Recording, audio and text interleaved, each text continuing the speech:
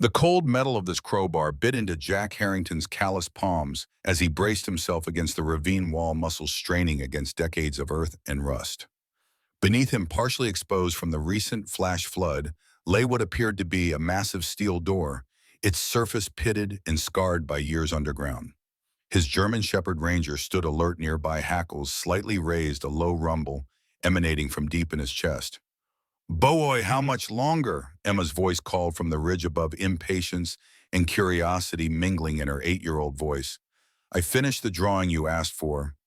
"Just a few more minutes, sweetheart," Jack responded, not taking his eyes off his task. "Remember what we talked about. Stay where I can see you." He adjusted his grip and threw his weight against the crowbar.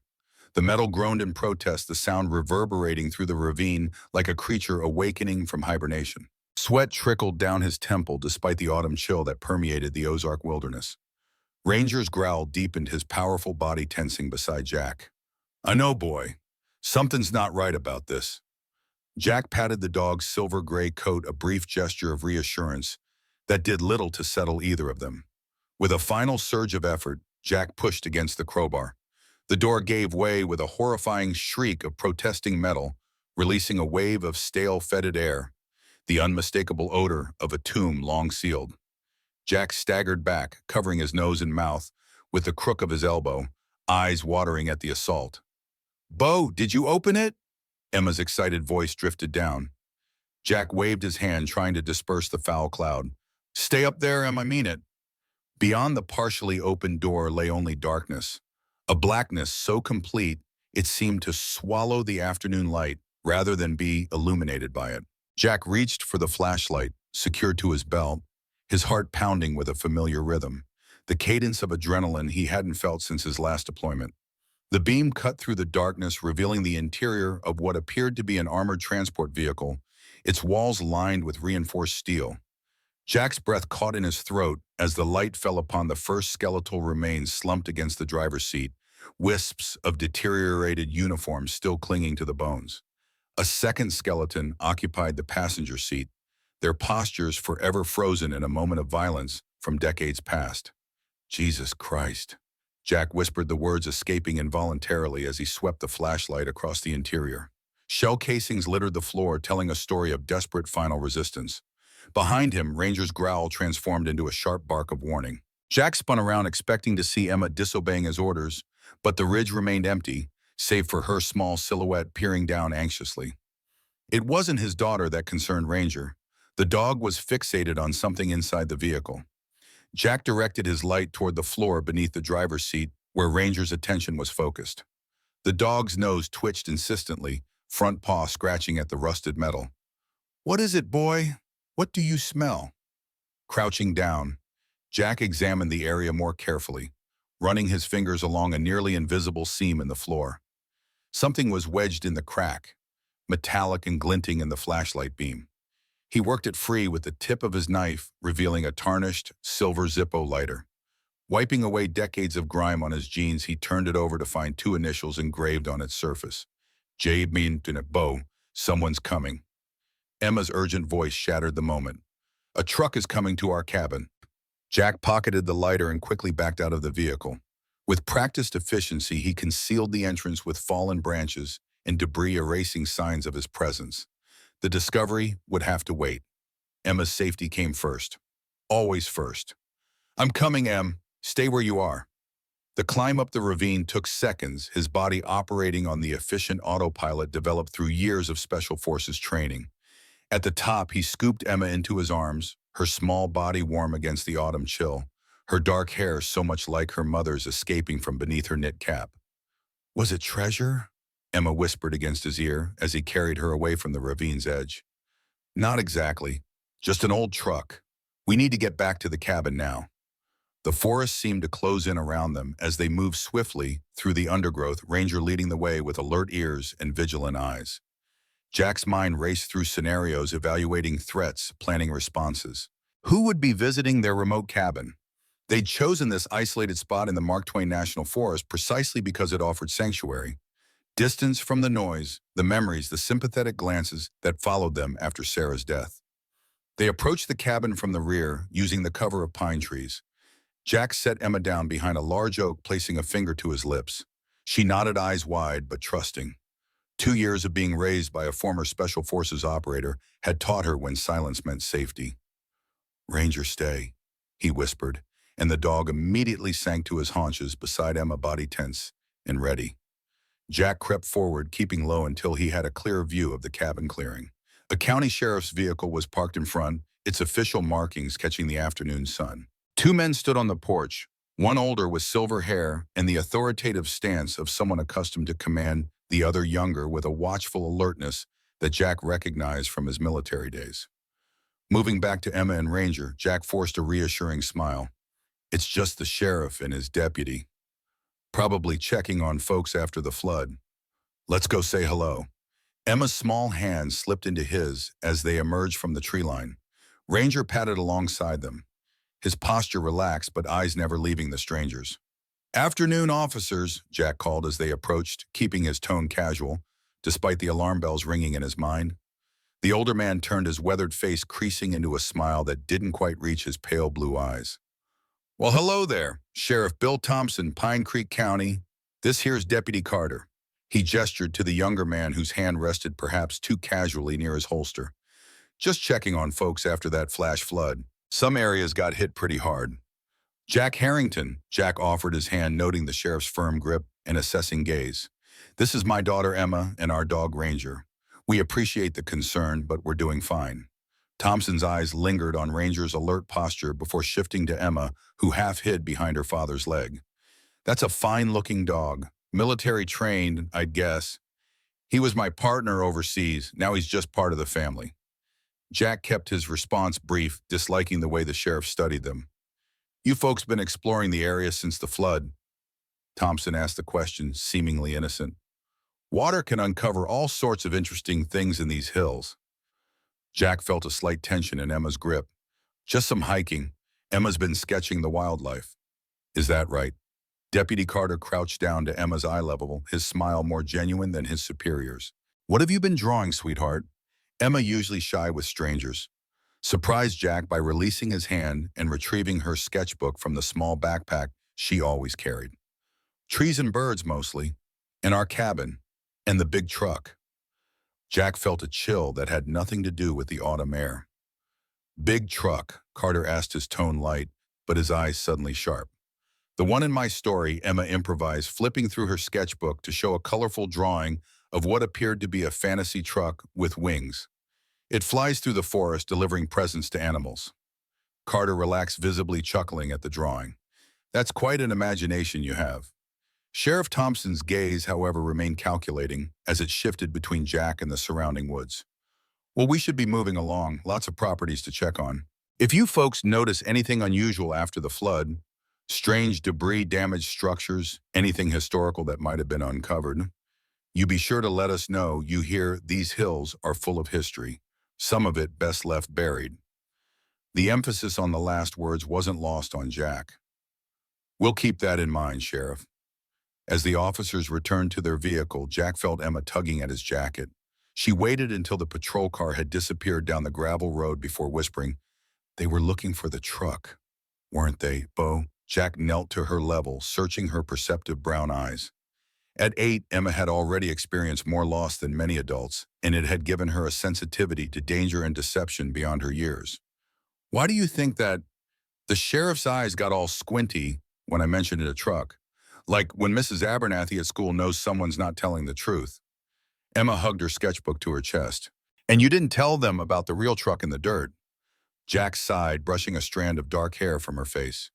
"Sometimes grown-ups need to figure things out before talking to other grown-ups, even ones with badges." "Is it because of the skeletons?" Jack started realizing Emma must have seen more from her vantage point than he'd assumed. "You saw those?" She nodded solemnly. "Just a little bit. They looked like the science skeleton at school, but with clothes." Her matter-of-fact tone belied the gravity of what she'd witnessed. "Are they from a long time ago?" "I think so, Em, and that's why we need to be careful about who we tell. We don't know the whole story yet."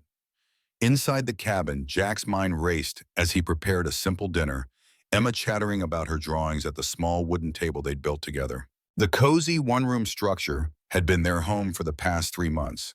A fresh start after selling their suburban house in Kansas City, the memories of Sarah's illness, too potent in every room. Here in the Ozarks, Jack had found a measure of peace, teaching Emma about nature, watching her gradually emerge from the shell of grief that had enveloped her after her mother's death. The wilderness helped quiet the noise in his own head, too.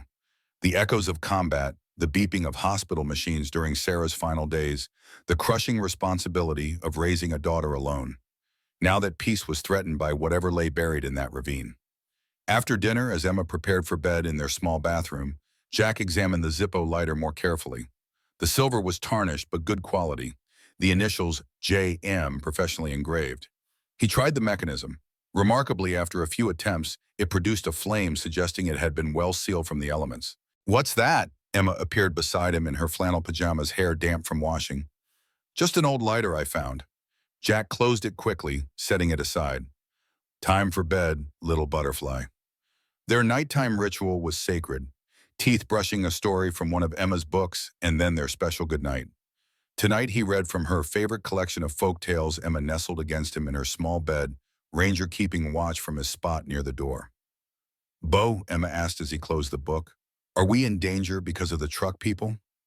Jack carefully considered his answer. He'd promised Sarah in her final days that he would never lie to Emma, not about the big things. "I don't know, Em, but if we are, we know how to handle it, right?" She nodded, reciting the mantra he'd taught her during their move to the wilderness. "Stay calm, stay smart, stay together." "That's right. And remember, Ranger and you will always keep me safe." She finished, reaching out to pat the dog who had moved closer at the sound of his name. "Always," Jack confirmed, tucking the blankets around her. "Now for our special goodnight." Emma placed her small hand over his heart, and he placed his larger one over hers, their connection since the days when panic attacks had left her gasping for breath after Sarah's funeral. "I feel you," they whispered together. "Ngungon, little butterfly." Jack added the Vietnamese phrase Sarah had always used, keeping her heritage alive in these small rituals. "Ngungon bo." Emma's eyes were already heavy with sleep. Jack waited until her breathing deepened before moving to the main room of the cabin, Ranger following silently. He retrieved his satellite phone from its hiding place inside a hollowed-out book, one of several emergency measures he'd implemented upon moving to such an isolated location. The call connected after several moments of static. "Jack, it's nearly midnight here. Everything okay?" The voice of Michael Chen, Jack's former squad mate and now FBI agent, was instantly alert despite the late hour. "Not sure yet. Found something strange after the flash flood we had. Buried armored transport vehicle at least 30 years old. 2 skeletons inside. Signs of gunfire." A pause on the line. "You call the local authorities?" Jack hesitated. "That's the thing. County sheriff showed up at my cabin today before I could decide what to do. Seemed very interested in whether we'd found anything unusual after the flood. Too interested." "You thinking corruption cover-up?" "Can't rule it out. Sheriff's name is Bill Thompson. Something about him doesn't sit right. I'll run a background check first thing tomorrow. You and Emma okay out there?" Jack glanced toward his daughter's sleeping form. "For now, but I need to know what we're dealing with before I make any moves." "On, stay put. Don't not do anything stupid. I'll call you when I have something." After ending the call, Jack secured the phone and checked the cabin's locks and windows, a habitual security sweep before bed. Outside, the forest had fallen silent except for the occasional call of a night bird. He stood at the window for a long moment, scanning the darkness beyond the small clearing. Something in the forest felt changed, as if the earth itself had shifted when that door creaked open. Whatever had been buried in that ravine, whatever history had been deliberately concealed, was now awake and circulating through the trees like a rumor. Jack's sleep was fitful, populated by dreams of skeletal hands reaching from the earth and Sarah's voice calling warnings he couldn't quite understand. He woke before dawn, the cabin still except for Emma's soft breathing and Ranger's occasional dream whimpers. Moving quietly, he prepared for the day. Strong coffee and a simple breakfast of oatmeal with the wild blackberries Emma had helped gather yesterday. The domestic routine calmed his mind, allowing him to strategize. He needed information context for what they'd found. That meant a trip into town. Emma stirred as the scent of coffee filled the cabin. She appeared tousle-haired and sleepy-eyed from behind the curtain that separated her sleeping area. "Morning, little butterfly." Is it pancake day? She asked hopefully, climbing onto one of the wooden stools at their small kitchen counter. Oatmeal today. We need to save the pancake mix. Jack set a steaming bowl before her, watching as she added berries in a careful pattern around the edge. I need to go into town this morning. Emma's spoon paused halfway to her mouth. Because of the truck people, I need to learn more about them, about what happened. Can I come with you? Jack shook his head. Not this time, Em. I need you to stay here with Ranger. Fear flickered across her small features. What if the sheriff comes back? He won't, Jack assured her, though he couldn't be certain. But if anyone comes, you know what to do, right? Emma nodded solemnly. Hide in the special place with Ranger. Don't come out until I hear our song. The special place was a hidden compartment Jack had built beneath the floorboards, large enough for Emma and Ranger, stocked with water snacks, a flashlight, and Emma's favorite stuffed rabbit. An abundance of caution, perhaps, but Special Forces training had instilled in him the importance of contingency plans. That's right, and you have the emergency button if you need it. He indicated the special watch he'd given her, equipped with a panic button that would send an alert to his phone. I know, Bo. Her voice carried a world weariness no child should possess. I'll be brave. Jack's chest tightened. How many times had Emma been forced to be brave in her short life? Watching her mother fade away, moving across the country, now this. He knelt beside her stool, taking her small hands in his. You're the bravest person I know, Emma Harrington. Braver than any soldier I ever served with. A smile broke through her serious expression. Even braver than Ranger. Well, maybe tied with Ranger, Jack conceded, earning a giggle that lightened the weight in his chest. I'll be back before lunch. Okay, draw me something amazing while I'm gone. After helping Emma set up her art supplies and giving Ranger explicit instructions to guard, Jack departed in his aging Ford pickup. The truck navigated the rough Forest Service road, but easily its suspension handling the ruts and washouts from recent rains. As the trees thinned and the first signs of Pine Creek appeared, Jack mentally shifted gears, adjusting his posture and expression to appear more casual, less vigilant. Pine Creek was the definition of a small American town.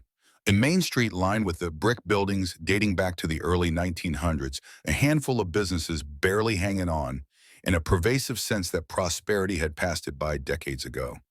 Jack parked near the county library, a modest single-story building that probably housed more dust than books. Inside, a blast of overly warm air carrying the scent of old paper greeted him. Behind a wooden circulation desk sat an elderly woman with steel-gray hair pulled into a severe bun.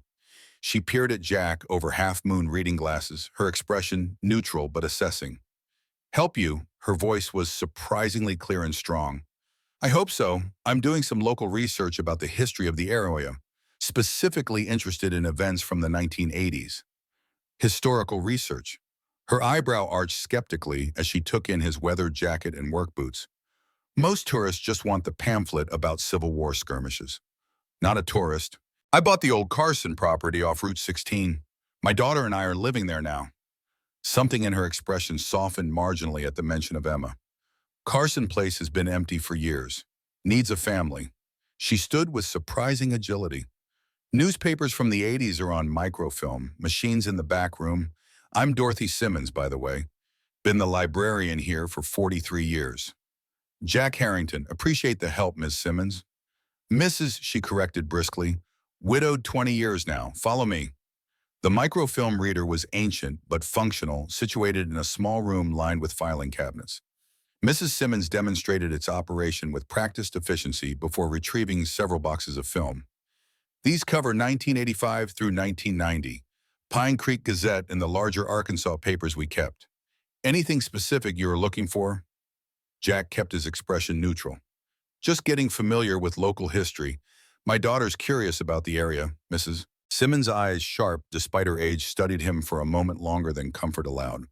Children should know their history, even the uncomfortable parts. With that enigmatic comment, she left him to his research.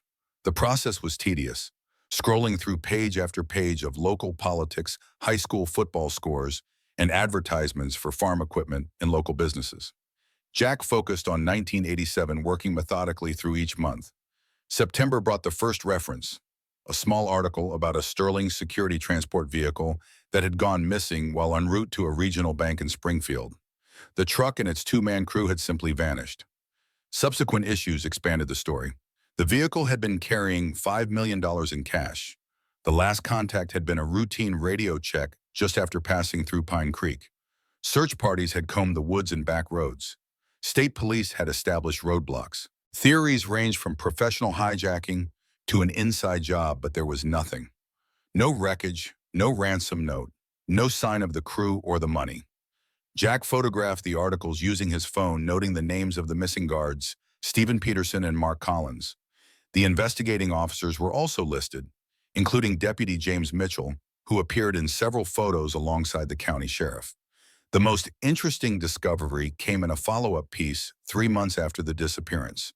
Interest in the case had waned, but the article mentioned that Deputy Mitchell was spearheading ongoing efforts to solve the crime, describing him as relentlessly dedicated to finding answers. Jack scrolled forward through 1988, finding fewer mentions of the case until a small announcement in November caught his eye. Deputy James Mitchell was taking early retirement from the force, citing stress and a desire to pursue private business ventures. For a lead investigator to quit in the middle of the biggest unsolved case in the county's history seemed more than coincidental. By the time Jack finished his research, nearly 2 hours had passed. His neck ached from hunching over the microfilm reader, but his mind was piecing together a narrative. An armored car with $5 million disappears without a trace. The lead investigator retires unexpectedly a year later. And somewhere in the interim, that vehicle ends up buried in a ravine with its crew still inside evidence of violence surrounding them. The initials on the lighter, on, carried new significance. Find what you were looking for. Mrs. Simmons appeared in the doorway, making Jack wonder how long she'd been watching him. Just getting started, Jack began rewinding the microfilm. Would you happen to know anything about a missing armored car back in 1987? Seems like it was big news around here. The change in Mrs. Simmons' demeanor was subtle but unmistakable. A slight stiffening of her shoulders, a narrowing of her gaze. Ancient history now. Never did find that truck or the poor men driving it. What about Deputy Mitchell? The articles mentioned he was leading the investigation before he retired. James Mitchell. She spoke the name carefully as if testing its weight. Changed his name some years back. Goes by his middle name now, Bill. Sheriff Bill Thompson. Owns half the county these days between his construction company and real estate holdings. Jack kept his expression neutral despite the confirmation of his suspicions. Quite a career change from law enforcement to business. Some might call it that. Her tone was deliberately even. Some might wonder where a deputy sheriff on a government salary got the capital to start buying up property right after his retirement. But those who wonder too loudly don't tend to prosper in Pine Creek. The warning was clear beneath her measured words. I appreciate the context, Mrs. Simmons. Jack stood gathering his notes. My daughter's interested in local history. I'll be sure to share the appropriate parts. You do that. She held his gaze a moment longer. That Carson property of yours, it borders Sweetwater Creek, doesn't it, near the old limestone ravines? Jack nodded, suddenly cautious. Beautiful area, remote, easy for things to get lost out there. She paused deliberately. Or found. Before Jack could respond, the library door opened and Deputy Carter entered, removing his hat as he stepped inside. His eyes registered mild surprise at seeing Jack. Mr. Harrington, right? Checking out our local literature. Just researching the area's history for my daughter. Carter nodded, his expression pleasant but his eyes watchful. Sheriff mentioned you had a little girl, homeschooling her out there in the woods. For now, she needs time to adjust after her mother's passing. Something genuine flickered across Carter's face. Sympathy, perhaps. Sorry to hear that. Must be tough raising a kid alone. We manage. Jack moved toward the door, nodding to Mrs. Simmons. Thanks for your help. Outside, the late morning sun did little to warm the chill that had settled in Jack's bones. The pieces were aligning into a disturbing picture. Sheriff Thompson was James Mitchell, the deputy who had investigated the armored car disappearance. Somehow the vehicle had ended up buried in the ravine near Jack's property, the guards still inside, victims of violence rather than an accident. And shortly after Mitchell had retired and suddenly possessed the capital to launch a successful business empire. Jack's military instincts screamed a warning. If Thompson was involved in the robbery and murders, the discovery of the vehicle threatened everything he'd built over the past 30 years. Jack and Emma weren't just witnesses to an old crime scene. They were threats to a man with power resources and apparently a willingness to kill. His next stop was the Blue Ridge Diner, the only restaurant in Pine Creek's modest downtown. The bell above the door announced his arrival to the half-dozen patrons scattered among the vinyl booths and counter stools. The conversations didn't quite pause, but they quieted enough to notice as eyes assessed the newcomer. Jack took a seat at the counter, nodding to the burly man with a graying mustache who approached with a coffee pot. His stained apron and weathered hands spoke of decades in the service industry. "Help you?" "Oh." The man's voice was a gravelly rumble. "Coffee and whatever's good for lunch." Jack kept his tone casual friendly. "Just moved to the area, the old Carson place. Walter Stevens owned this establishment." He poured coffee with practiced efficiency. "Specials meatloaf today. Carson place needs work, last I heard." "Nothing I can't handle. Good to meet you, Walter." Walter grunted acknowledgement before moving to the kitchen to place the order. Jack sipped his coffee, strong and fresh, surprisingly good for a small-town diner, while observing the other patrons in the mirror behind the counter. Two older men in overalls occupied a booth near the window, their conversation a low, continuous murmur. A middle-aged woman in a postal service uniform sat alone, focused on her phone. At the far end of the counter, a large man in a flannel shirt hunched over his meal, occasionally glancing in Jack's direction. Walter returned with a plate of meatloaf, mashed potatoes, and green beans that looked and smelled homemade. "You settling in okay out there? Not too isolated for city folk?" "The isolation's what we wanted. My daughter needed somewhere quiet after her mom passed. I needed somewhere to put my skills to use." Jack took a bite of the meatloaf. Definitely homemade and surprisingly good. "Trying to learn about the area. Anything interesting happen around here? Historically old buildings, local legends, that sort of thing." Walter's expression remained neutral as he wiped down the counter. "Pine Creek's pretty quiet. Always has been. Folks keep to themselves. I was reading about an armored car that went missing back in '87. Seems like it was big news at the time." The effect was immediate and chilling. The low murmur of conversation at the booth didn't just quiet, it stopped completely. The man at the far end of the counter set down his fork with deliberate care. Walter's hand stilled on the counter, the rag motionless beneath his palm. "That's ancient history." Walter's voice had dropped, hardened. "Nothing worth talking about now. Just seemed interesting. Never did find the truck or the guards from what I read." Walter leaned closer, his voice barely above a whisper. "Listen carefully, Mr. Carson Property. We don't talk about that here. Some things in this town are best left alone, for everyone's sake, especially folks with young children." The implied threat wasn't subtle. Jack met Walter's gaze steadily, neither backing down nor escalating. "Appreciate the advice. And the meatloaf." Walter straightened, the moment of tension passing but not dissipating. "On the house today. Welcome to Pine Creek." Jack finished his meal in silence, acutely aware of the watchful eyes around him. When he paid and left, he could feel gazes following him through the windows as he walked to his truck. Instead of returning immediately to his vehicle, Jack circled behind the row of buildings, using store entrances and alleyways to obscure his movements. His instincts proved correct. The large man from the diner emerged shortly after scanning the street before moving purposefully toward a black pickup parked across from Jack's. Jack watched from the shadow of a hardware store delivery entrance as the man entered his vehicle but didn't start it immediately, instead appearing to make a phone call.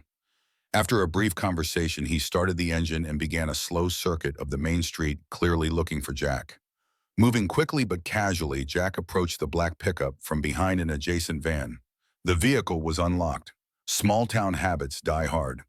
He slipped inside, conducting a rapid search of the glove compartment and center console. Among the expected detritus of receipts and maintenance records, he found an employee ID card for Thompson Enterprises, identifying the man as Daniel Ross, head of security. Jack photographed the ID with his phone and exited the vehicle before Ross completed his circuit of the small downtown. He then made his way back to his own truck through a series of calculated movements, ensuring he wasn't followed. The drive back to this cabin took 20 minutes each passing mile, increasing Jack's sense of urgency. The connections were clearer now. Sheriff Thompson was James Mitchell, former deputy, whose lighter had been found in the armored car. Shortly after the robbery, he had retired and started a business empire with unexplained capital. Now his head of security was tracking Jack after a few innocent questions. Emma and Ranger needed to be moved immediately. As Jack navigated the Forest Service road leading to their cabin, he mentally inventoried what they would need: emergency supplies, Emma's essential comfort items, his satellite phone and weapons. They could relocate to the old hunting shelter he'd discovered on a solo trek last week deep in the forest where no vehicle could reach. The cabin came into view through the trees, its rustic exterior a welcome sight after the tension of town. Jack scanned the clearing for any signs of disturbance. Footprints, displaced items, Ranger's absence. Nothing seemed immediately amiss, but the hairs on the back of his neck stood at attention. "Emma," he called as he approached the porch. "Ranger." No response came from inside the cabin. Jack's hand moved automatically to the concealed holster beneath his jacket, fingers brushing the grip of his Glock. "Emma," his voice carried more urgency now. "It's me. It's safe to come out." Still nothing. Jack pushed open the door, weapon, now drawn, moving through the small space with practiced efficiency. Emma's art supplies lay scattered on the table where he'd left her, a half-completed drawing visible. What appeared to be the armored truck rendered with surprising detail for a child her age. But no Emma. No Ranger. Jack's heart thundered in his chest as he checked her sleeping area, the bathroom, every corner of their small home. Empty. Emma. He moved back outside, circling the cabin, searching for tracks, signs of struggle, anything to indicate what had happened. That's when he saw it. Embedded deep in the wooden picnic table he'd built for their outdoor meals, quivering slightly from the force of impact, was a large hunting knife. The message was unmistakable. "We know where you live. We can get to you." Jack examined the ground around the table, immediately spotting faint impressions of heavy boots in the soft earth near the edge of the clearing. Two sets of tracks, one noticeably larger than the other. They'd been here, delivered their warning, and left. "Emma!" Jack's voice cracked with fear as he ran back toward the cabin. "Ranger!" A soft whimper came from beneath the porch steps, so quiet he almost missed it. Jack dropped to his knees, peering into the shadowy space beneath the wooden stairs. Emma's tearful face emerged from the darkness, Ranger's protective form pressed against her side. "Bo, is it really you?" "It's me, little butterfly." Relief flooded through him as she crawled out from her hiding place and launched herself into his arms. "Are you hurt?" "What happened?" Emma buried her face against his neck, her small body trembling. "Two men came. One was the big man from the diner in town. I saw him when we had breakfast there last week. The other one I didn't know." Jack's blood ran cold. "How long ago? What did they do?" "Maybe an hour. They knocked, but Ranger started growling really loud." Emma's voice was muffled against his shoulder. "I remembered what you said about strangers, so I took Ranger and hid under the porch where we practiced. They looked in the windows, then the big man stuck a knife in our table. Then they left." Ranger emerged from beneath the porch, his stance alert but calm now that Jack had returned. The dog moved to Emma's side, pressing reassuringly against her leg. "You did exactly right, Em, exactly right." Jack held her tighter, his mind racing through options, contingencies, escape routes. "But we need to move. Okay, it's not safe here anymore." Emma pulled back slightly, her brown eyes wide with fear, but also understanding beyond her years. "Because of the truck people, because we found them." Yes. Jack saw no point in lying to her now. Some bad men did something terrible a long time ago, and they don't want anyone to know about it. We found their secret, and now we need to be extra careful. "Are we leaving our home?" Her voice trembled, small hands clutching the front of his jacket. "Just for a little while. Remember the special hideout I found last week? The old hunting shelter? We're going to stay there until it's safe again." Emma nodded solemnly, tears welling in her eyes but not falling. "Can I bring my sketchbook and colored pencils and Mr. Hoppy?" "Of course, we'll bring everything important. But we need to pack quickly." "Okay." Inside the cabin, Jack moved with controlled urgency, gathering essential supplies into two backpacks. One for him, a smaller one for Emma. Food, water, first aid supplies, warm clothes, Emma's treasured possessions. He retrieved his satellite phone and the backup handgun from their hiding places, securing them in his pack, away from Emma's curious eyes. As he packed, Emma sat at the table, completing her drawing of the armored truck, her small face set in concentration. Jack paused in his preparations, struck by the detailed rendering. not just of the vehicle's exterior, but of a small window-like opening in the rear that he hadn't noticed during his brief exploration. "And what's this part here?" He pointed to the feature. "The little window on the back of the truck. I saw it when I was watching you from up on the ridge." She added a few more lines with her blue pencil. "It was mostly covered with dirt, but I could see it had special glass with wires inside like at the bank when we visited Mommy's friend." Security glass. Jack realized Emma had spotted an armored viewport that he'd missed entirely likely on the rear door of the vehicle. Her perspective from above had given her a different angle. "You have amazing eyes, little butterfly." Jack carefully folded the drawing and placed it in his pack. "This helps us understand more about the truck. Are the bad men the same ones who hurt the skeleton people?" Jack hesitated, weighing the balance between truth and protection. "I think they might be, or they're working for those people. Either way, we need to be somewhere safer while we figure it out." Within 30 minutes, they had packed everything essential and erased most signs of their hasty departure. Jack led Emma and Ranger along a small game trail that wound deeper into the forest away from any roads or paths that vehicles could navigate. "We're like explorers on a secret mission," Emma whispered, as they hiked, her earlier fear giving way to the resilience children somehow managed to summon. "That's right. And what's our mission protocol?" Jack adjusted the straps of her small backpack, checking that it wasn't too heavy for her. "Stay quiet, stay alert, stay together." Emma recited the mantra he'd taught her for their wilderness adventures, reaching up to take his hand.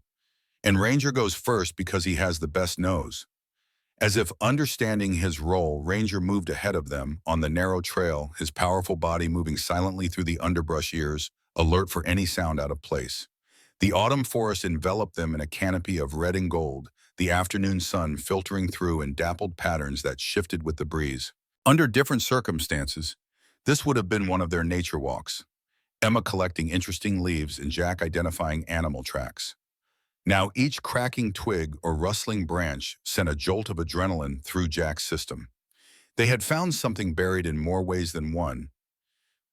Not just an armored car entombed in earth, but a violent history deliberately concealed. Sheriff Thompson, the former Deputy Mitchell, had built his life and fortune on blood money and murdered men. For 30 years, his secret had lain dormant beneath the Ozark soil. Now it was awake, and it was hunting them. The hunting shelter emerged from the dense forest like a mirage, its weathered logs and moss-covered roof blending with the surrounding wilderness. Unlike their cabin, this structure offered no comforts beyond four walls and a sound roof, but it provided what they needed most: invisibility. Situated in a natural depression, surrounded by thick stands of oak and hickory, it couldn't be spotted from more than 20 feet away. Jack circled the perimeter, checking for signs of recent human presence, while Emma and Ranger waited at the edge of the small clearing. Finding nothing concerning, he gestured them forward. "It's not pretty, but it's safe," Jack whispered. Emma approached, her small face betraying exhaustion from their 2-hour trek through increasingly difficult terrain. He'd deliberately chosen paths that would be challenging to follow, crossing streams multiple times to break their trail. The interior was sparse: a dirt floor, crude wooden shelves along one wall, a stone fireplace with a chimney that had partially collapsed. Cobwebs draped the corners, and the musty scent of abandonment permeated the single room. "Like a fairy house," Emma murmured, her imagination transforming the humble shelter into something magical despite her fatigue. She set her backpack down and immediately pulled out Mr. Hoppy, the well-loved stuffed rabbit that had been her companion through her mother's illness and beyond. Jack quickly established their temporary home, clearing debris and setting up a sleeping area with the emergency blankets from their packs.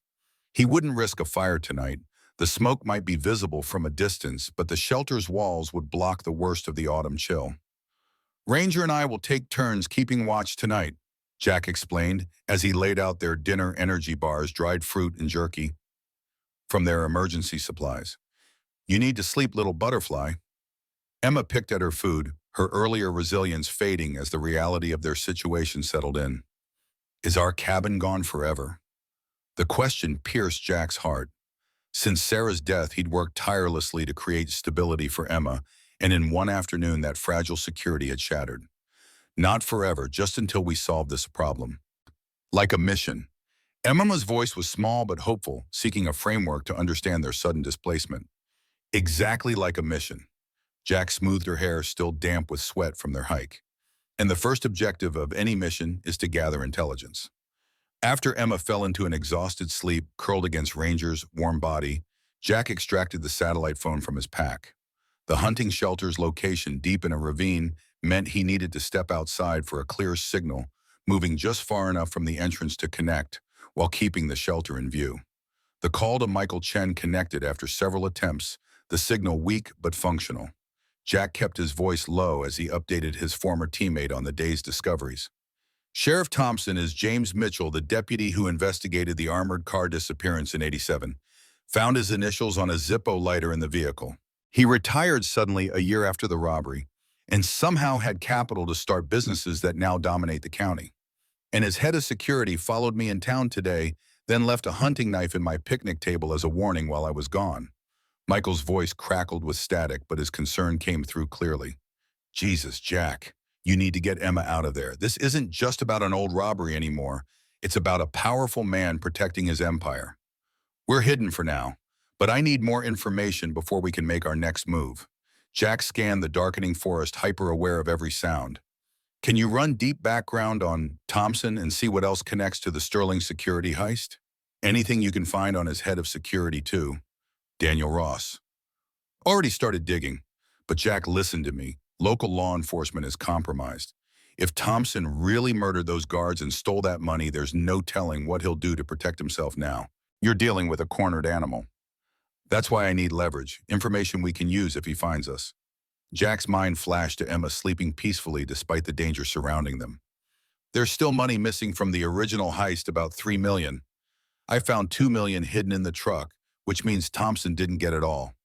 That gives us a card to play. Or it makes you an even bigger threat. Michael's voice hardened. I'll expedite everything, but it's going to take at least 24 or 48 hours to get formal FBI involvement without more concrete evidence. We'll hold position until then. Just work fast. After ending the call, Jack stood motionless in the gathering darkness, letting his senses absorb the forest around them. The night creatures had begun their symphony, the distant hoot of an owl, the rhythmic chirping of crickets, the occasional rustle of small mammals in the underbrush. Any disruption to this natural pattern would signal an intruder. Inside the shelter, he checked on Emma once more before settling against the wall nearest the entrance, his Glock within easy reach. Sleep would come in short intervals tonight, vigilance their only shield against what hunted them. Morning arrived with thin fingers of light probing through the shelter's single small window. Jack woke instantly, his hand closing around his weapon before his eyes fully opened, a soldier's reflex that had never faded. Emma and Ranger remained asleep, her small form almost disappearing beneath the emergency blanket, one arm thrown protectively over the dog's neck. The sight simultaneously warmed and broke Jack's heart. Emma had adapted to one upheaval after another with a resilience that outshone many adults he'd served with, but each new trauma left its mark. He had promised Sarah he would give their daughter stability, security, a normal childhood, despite her mother's absence. Instead, they were hiding in a dilapidated hunting shelter, running from a corrupt sheriff with blood on his hands. Jack checked his satellite phone, still no update from Michael. They would need supplies soon and more information. The nearest town besides Pine Creek was Riverdale, about 15 miles northeast. Thompson's influence might be weaker there, allowing Jack to gather intelligence and resources with less risk of recognition. Emma stirred, rubbing sleep from her eyes. Bo, did the bad men find us? No, little butterfly, we're safe here. Jack forced confidence into his voice as he handed her a granola bar and water bottle from his pack. Ranger and I protected you all night. Emma accepted the breakfast without complaint, though her eyes lingered on the crude surroundings with undisguised longing for their cozy cabin. What do we do today? I need to get us some supplies and learn more about Sheriff Thompson. There's a town called Riverdale not too far from here, where I think I can do that safely. Jack watched her expression carefully, knowing what came next would be difficult. You and Ranger need to stay here hidden. Fear flickered across her features before she mastered it with visible effort. By ourselves. You won't be alone, you'll have Ranger, and I won't be gone long. Jack knelt before her, meeting her eyes. I need my best soldier to guard our base while I gather intelligence. Can you do that? Emma squared her small shoulders, clutching Mr. Hoppy a little tighter. I can do it. But what if the bad men come? They won't find this place. But if you hear anything unusual, you and Ranger hide in that space under the north wall where the dirt is loose. Make yourself as small as possible, and don't come out until you hear our special song.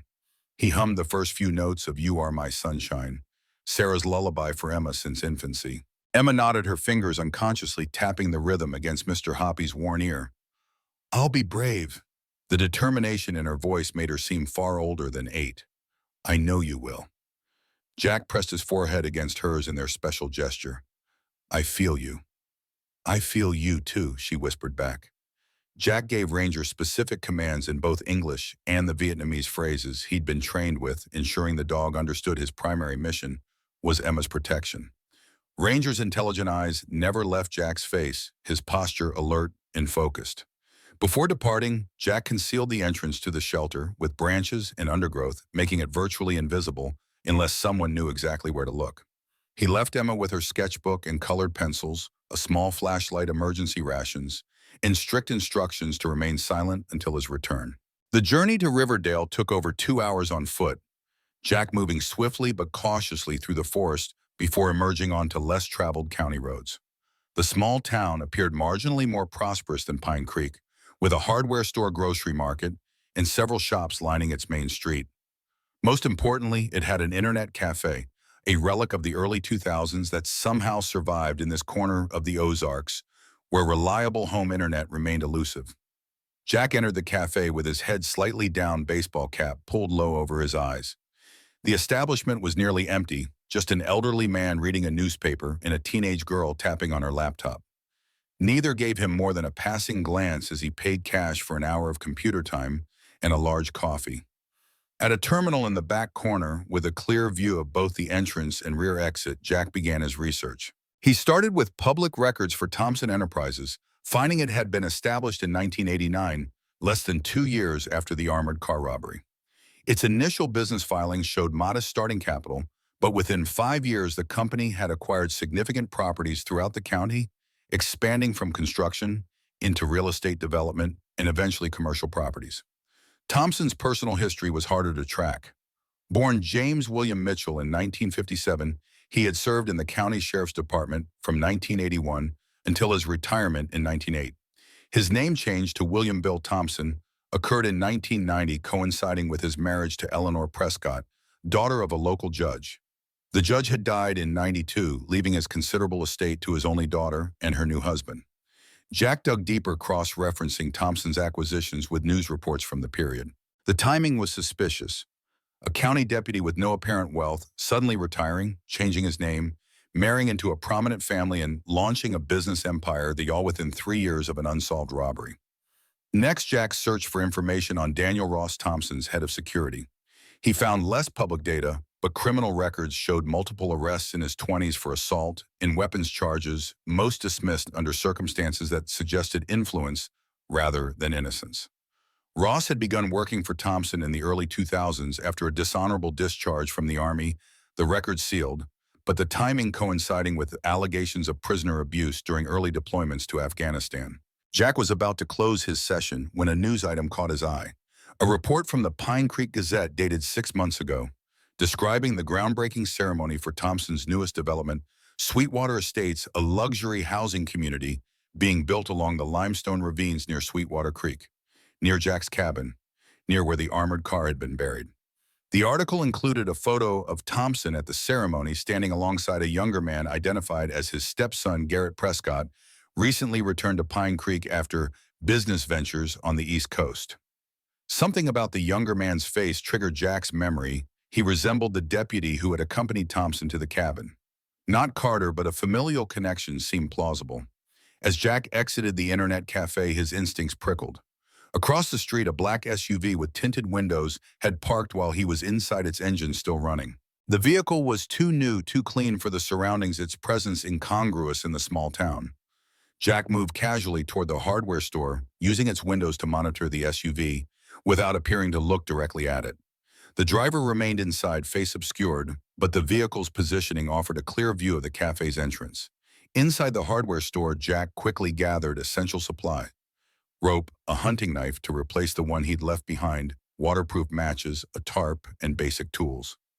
The elderly clerk chatted amiably as he rang up the purchases, oblivious to Jack's divided attention. Doing some repairs out at a hunting cabin. The clerk bagged the items with arthritic but efficient hands. Jack forced a pleasant expression. Just some maintenance before winter sets in. Smart timing. Weather Service is predicting an early cold snap this year. The clerk handed over the change with a nod. You staying local or just passing through? Just passing through. Headed back to Springfield tomorrow. The lie came easily, establishing a false trail should anyone come asking questions later. Exiting the store, Jack noted the SUV had repositioned, now parked nearer to the hardware store's entrance. Definitely surveillance, not coincidence. He needed to lose them before returning to Emma and Ranger. Jack walked casually toward the grocery market 2 doors down, entering the busy establishment with unhurried steps. The store had a rear delivery entrance that employees were using to bring in produce, providing an opportunity. Jack made his way through the aisles, selecting a few non-perishable items as cover while maneuvering toward the back. When a delivery worker propped open the rear door to bring in a dolly stacked with crates, Jack seized the moment. He slipped outside during the commotion, immediately ducking behind a dumpster as the door swung closed behind him. The employee parking lot connected to an alley that ran behind the main street, offering a path away from the watching SUV. Jack moved quickly but naturally, avoiding sudden movements that might catch the eye of anyone glancing out a back window. At the end of the alley, he turned not toward the main road where the SUV waited, but onto a residential side street lined with modest homes. The neighborhoods of Riverdale provided excellent cover-fenced yards, garden sheds, and mature trees, creating a maze of potential hiding spots and alternate routes. Jack navigated through them methodically, occasionally doubling back or pausing to ensure he wasn't followed. After 20 minutes of evasive movement, he reached the edge of town where development gave way to farmland. No sign of pursuit, but Jack remained vigilant as he cut across an empty field toward the tree line that would lead him back to the forest and eventually to Emma. The return journey took longer, Jack choosing a circuitous route that avoided any potential ambush points. The afternoon sun filtered through the autumn canopy, painting dappled patterns on the forest floor that shifted with each breeze. Under different circumstances, he might have appreciated the natural beauty surrounding him, the vibrant hues of changing leaves, the occasional flash of wildlife, the earthy scent of decomposing foliage, preparing the forest floor for winter's dormancy. Instead, each snapping twig or rustling branch heightened his vigilance, each shadow potentially concealing a threat. The weight of responsibility pressed upon him, not just for their physical safety, but for Emma's emotional well-being. How much more upheaval could her young psyche endure? First her mother's prolonged illness and death, then the move across the country, and now this flight from danger she only partially understood. As Jack neared the hunting shelter, he whistled their signal, the first few notes of "You Are My Sunshine," to avoid startling Emma or triggering Ranger's protective instincts. He approached carefully, noting with approval that the camouflage remained undisturbed, the shelter nearly invisible among the surrounding vegetation. "Emma, it's me." Jack parted the concealed entrance, ducking inside the dim interior. Emma launched herself into his arms with such force it nearly knocked him backward, her small body trembling with relief. Ranger circled them both, tail wagging in excitement at Jack's return. "You were gone so long," Emma's voice cracked with the strain of hours spent in fearful silence. "I thought maybe the bad men got you." "Never, little butterfly." Jack held her tightly, feeling the racing of her heart against his chest. "I'm too smart for them, remember, and I'd never leave you alone." Emma nodded against his shoulder, gradually relaxing in his embrace. "Ranger and I played the silent games like you taught us, and I drew more pictures." She pulled away to retrieve her sketchbook, flipping to pages filled with detailed drawings of their cabin, the armored truck, and surprisingly accurate renderings of Thompson and his deputy based on their brief encounters. Emma's artistic talent had always amazed Jack, an inheritance from Sarah, who had been an art teacher before her illness. "You remembered their faces perfectly," Jack observed, studying the detailed portraits. "That's really helpful, Em." "I drew the sheriff with his initials JM, like on the lighter." Emma pointed to a small detail in the corner of the drawing. "But you said his name is Thompson." Jack settled on the ground beside her, arranging their new supplies while considering how to explain. "His name used to be James Mitchell when he was a deputy. He changed it to Bill Thompson later." "Why would he change his name?" Emma's forehead wrinkled in confusion. Sometimes people change their names when they want to hide something or become someone new. Jack chose his words carefully, balancing truth against what was appropriate for her age. I think Sheriff Thompson wanted to hide what he did a long time ago. With the truck people, Emma's perception continually surprised him, her mind connecting dots that many adults would miss. Yes, I think he was involved in what happened to them. Jack opened his pack, extracting the satellite phone. I need to call my friend Michael again to share what I learned today. While Emma sorted through the food supplies Jack had brought, he stepped just outside the shelter to make the call. The connection was weaker here than the previous night, the signal cutting in and out as clouds gathered overhead, promising rain. Michael, it's Jack. What have you found? Michael's voice emerged from bursts of static. Thompson's definitely dirty. His financial records show cash infusions right after the robbery that can't be explained by his deputy's salary. And get this, the judge he married into money with Judge Prescott presided over the initial investigation into the armored car disappearance and blocked several search warrants for areas near where you found it. I suspected as much. Thompson's building a development near where the truck was buried, Sweetwater Estates, and I think the deputy who came to my cabin might be his stepson, Garrett Prescott. That tracks with what I found. Garrett Prescott has a sealed juvenile record and ties to organized crime in Boston, returned to Pine Creek about 6 months ago. Jack absorbed this new information, piecing together a clearer picture. They're all involved: Thompson, the judge, maybe even the stepson, back then as a teenager. A family criminal enterprise. I've got enough to open a formal investigation, but bureaucracy moves slow. Best case, we can have agents on the ground in 36 hours. Can you and Emma stay hidden that long? We don't have much choice. Jack glanced at the darkening sky. But there's something else. I think I was followed in Riverdale today. Black SUV with tinted windows. I lost them, but they're expanding their search perimeter. Shit. Michael's curse was nearly lost in static. Don't use credit cards. Don't contact anyone local. Don't. His voice cut out completely as the connection failed. Jack tried redialing, but the gathering storm had worsened the signal. 36 hours suddenly seemed like an eternity, particularly if Thompson was mobilizing resources to find them. The hunting shelter provided good concealment, but they couldn't remain completely stationary for that long, especially if search parties began combing the forest systematically.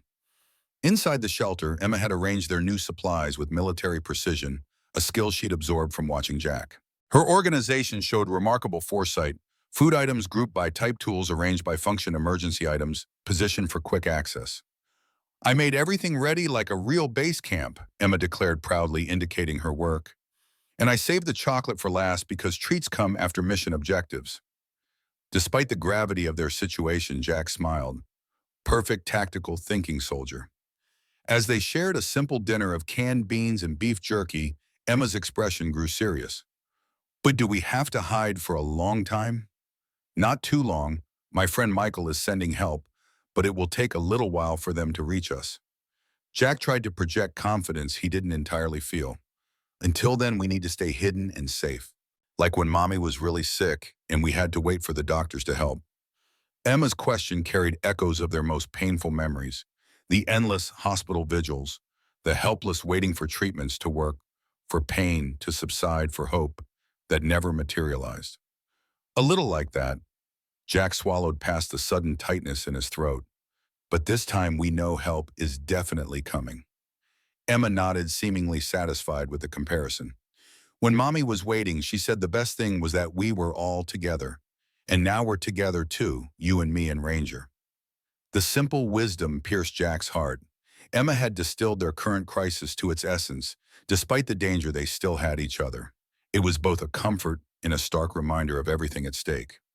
After Emma fell asleep, curled against Ranger's protective form, Jack reviewed their situation with cold, strategic assessment. The hunting shelter provided good immediate concealment, but staying in one location for 36 hours was tactically unsound. Thompson's resources likely included hunters familiar with these woods and possibly tracking dogs. Their best defense was mobility, changing locations, obscuring their trail, and ideally finding leverage to discourage pursuit. Jack's thoughts returned to the armored truck. The discovery of $2 million in the hidden compartment suggested that Thompson hadn't found all the money from the original $5 million heist. If Jack could locate the remaining $3 million, It might provide the leverage they needed, or at minimum evidence concrete enough to force immediate FBI intervention. The armored truck held other potential evidence as well, ballistics, from the shootout, fingerprints perhaps, and most crucially, the bodies themselves, which could tell the story of what actually happened that day in 1987. Jack needed to return to the scene, but bringing Emma back to that danger zone was unthinkable. Yet leaving her alone in the hunting shelter for an extended period carried its own risks. If Thompson's men happened to find the shelter while Jack was gone, Emma would be defenseless, save for Ranger's protection. The strategic dilemma kept Jack awake through most of the night, the sound of rain pattering on the shelter's roof providing a melancholy soundtrack to his troubled thoughts. By dawn, he had formulated a plan, imperfect, risky, but offering their best chance at both survival and justice. The morning brought clearing skies and renewed determination. Jack woke Emma gently, allowing her a few moments to orient herself in their strange surroundings. "We need to move to a different hiding place today," he explained, as they shared a breakfast of granola bars and dried fruit. "Staying in one spot too long isn't safe." Emma accepted this news with remarkable composure, methodically packing her few belongings without complaint. "Where are we going?" "There's a cave system about 3 miles from here. Very hard to find unless you know exactly where to look." Jack had discovered the caves during his initial exploration of the area, marking them as a potential emergency shelter. "We'll be safer there while we wait for Michael's team."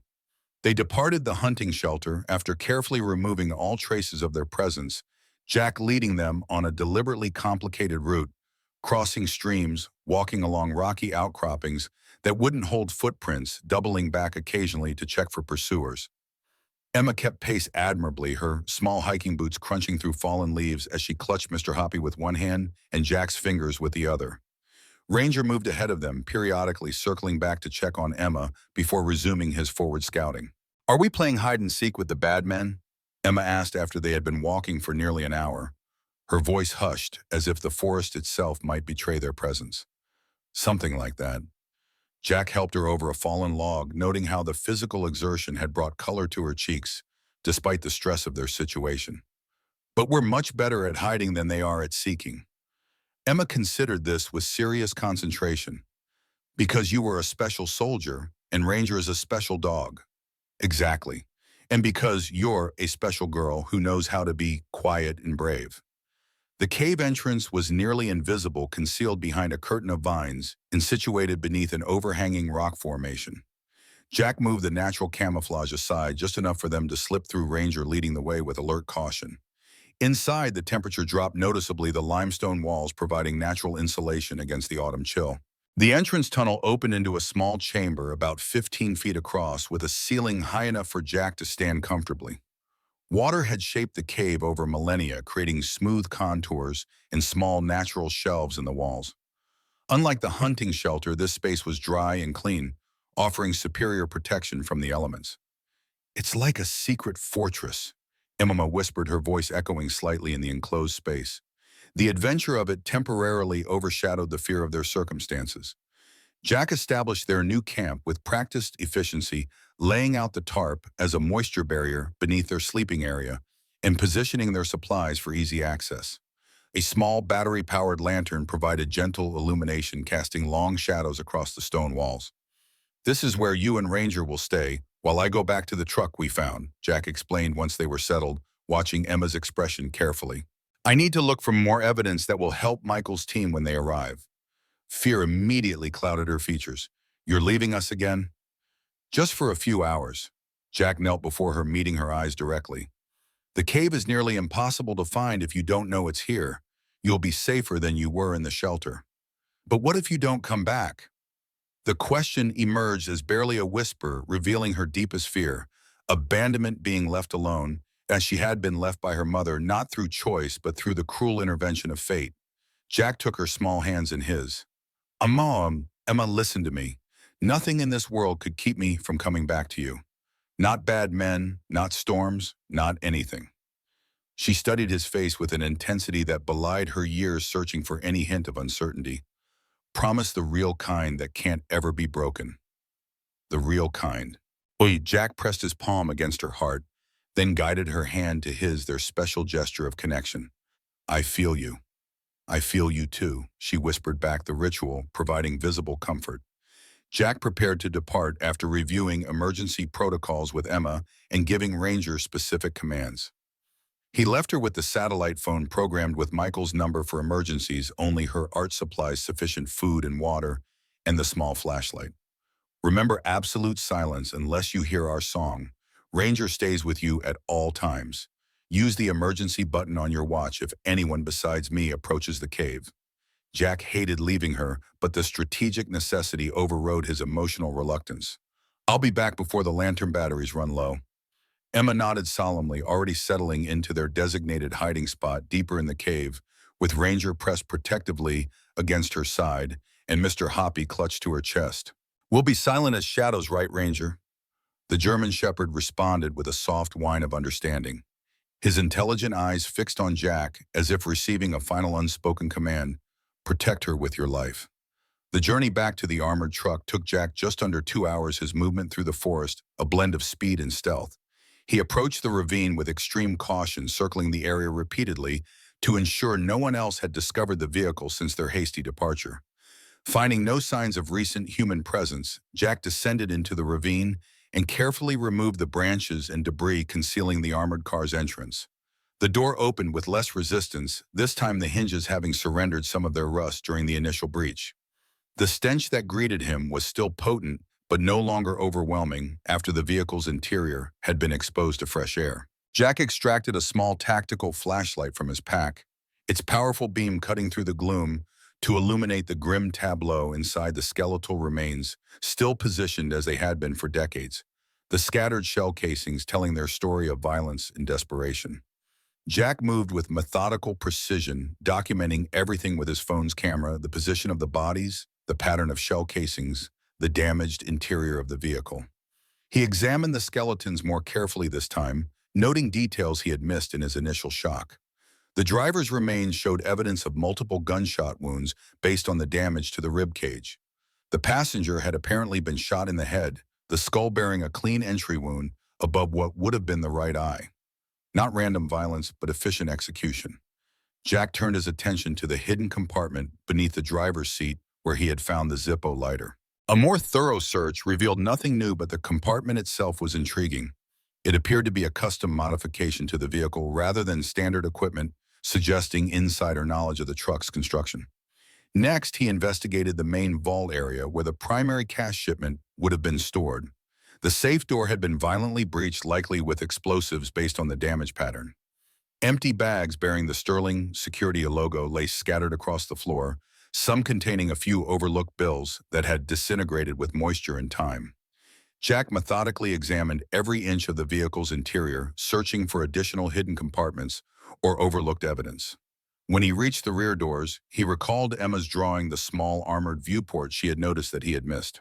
The window was indeed there, heavily reinforced with security glass and mesh wire, designed to allow the guards to observe the rear of the vehicle while in transit. Looking through this window toward the back of the ravine, Jack realized something significant from this angle. The viewport framed a distinctive limestone outcropping with a shape reminiscent of a wolf's head. If someone had escaped from the vehicle during the attack, this natural landmark would have been directly in their line of sight. Jack exited the vehicle and made his way to the limestone formation, examining the area around it with renewed interest. The rocky terrain showed no obvious signs of disturbance, but decades of erosion would have erased most evidence. On a hunch, Jack began carefully searching the crevices and natural hollows in the limestone. The third such opening he investigated yielded results. A metal box roughly the size of a large dictionary had been wedged deep within a narrow fissure. Extracting it required considerable effort, the container having become partially fused with the surrounding stone through years of mineral deposits. When Jack finally worked it free, his heart raced with anticipation. The box was heavy, constructed of weathered stainless steel, with a combination lock securing its lid. Unlike the Zippo lighter, this had been deliberately hidden, not dropped in haste or struggle. Jack examined the lock mechanism carefully. Attempting to force it might damage the contents, but he lacked the tools for more delicate approaches. After considering his options, he decided to return to the cave with the box intact. Opening it could wait until Emma was safely under FBI protection. As Jack secured the box in his backpack, a sound froze him in place. The distant but unmistakable barking of dogs carrying through the forest from somewhere to the west. Search parties with tracking dogs would be Thompson's most effective method of finding them in this vast wilderness. Jack quickly obliterated his footprints around the limestone formation and returned to the armored truck, ensuring the entrance was concealed exactly as he had found it. The barking remained distant, but had taken on the distinctive cadence of dogs following a scent, rather than random communication. Moving with heightened urgency, Jack began his return journey to the cave, choosing a route that would be difficult for tracking dogs to follow up the rocky stream bed that ran parallel to the ravine, then across a series of stone outcroppings that would hold no scent. The weight of the metal box pressed against Jack's back as he navigated the challenging terrain, a physical reminder of what was at stake. Whatever this container held, money, documents, evidence, it represented both danger and opportunity. If it contained the missing $3 million or evidence directly linking Thompson to the murders, it could be their salvation. If Thompson's men found it first, it could seal their fate. Jack paused occasionally to listen the dogs barking, sometimes fading, sometimes growing marginally louder as the search pattern shifted. They weren't on his direct trail yet, but the net was tightening. Thompson had mobilized significant resources to find them, a clear indication of how threatening their discovery had become to his carefully constructed life and power. The afternoon light began to fade as Jack approached the area where the cave was located, shadows lengthening across the forest floor. He slowed his pace, moving with deliberate stealth through the final stretch. If Thompson's men were watching the area, a careless approach could reveal the cave's location regardless of its natural concealment.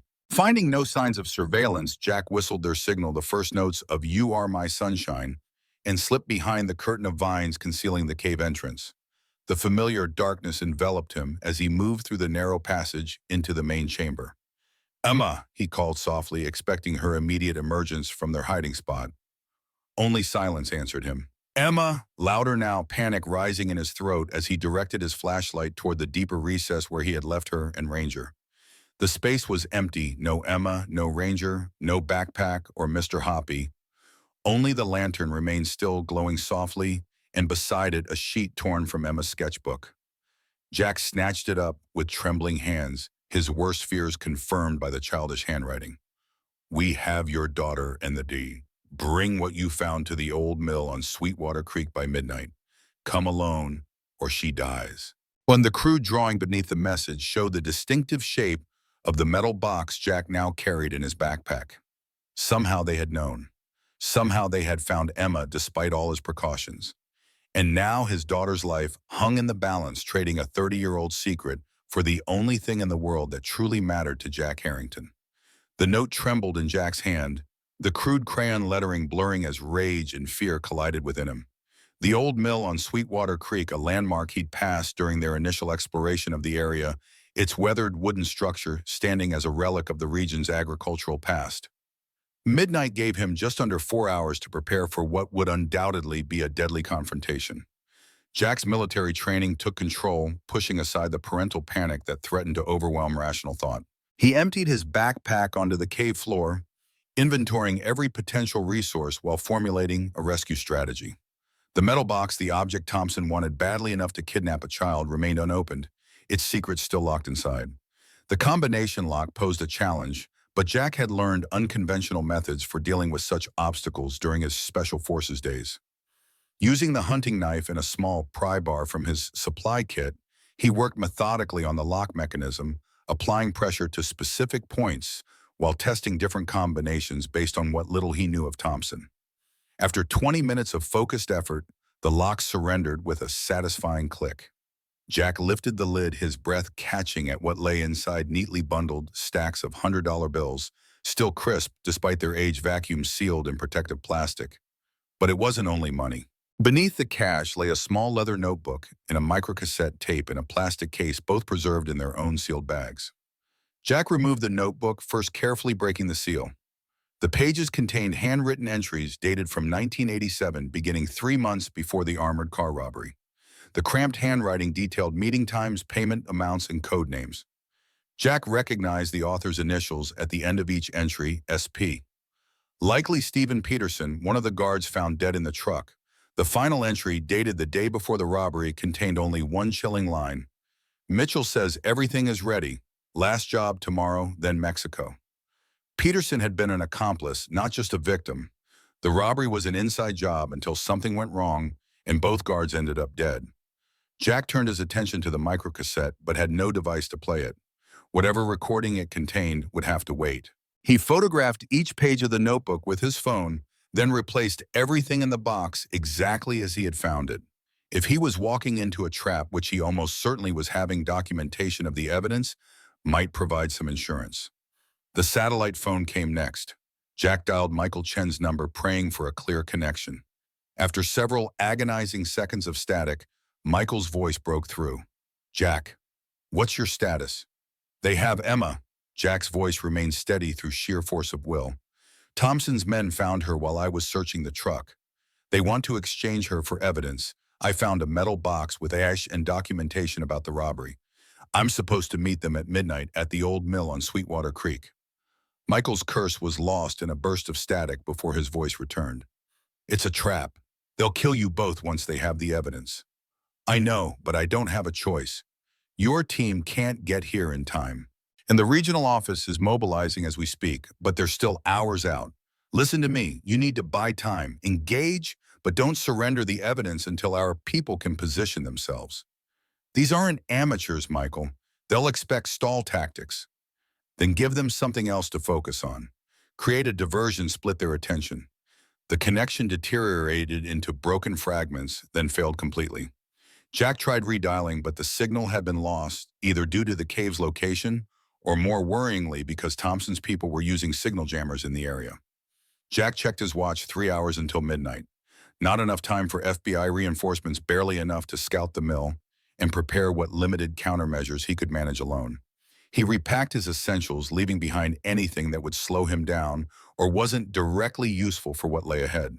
The metal box represented both his greatest vulnerability and his only leverage. Bringing it risked giving Thompson everything he wanted, but appearing without it would eliminate any chance of negotiation.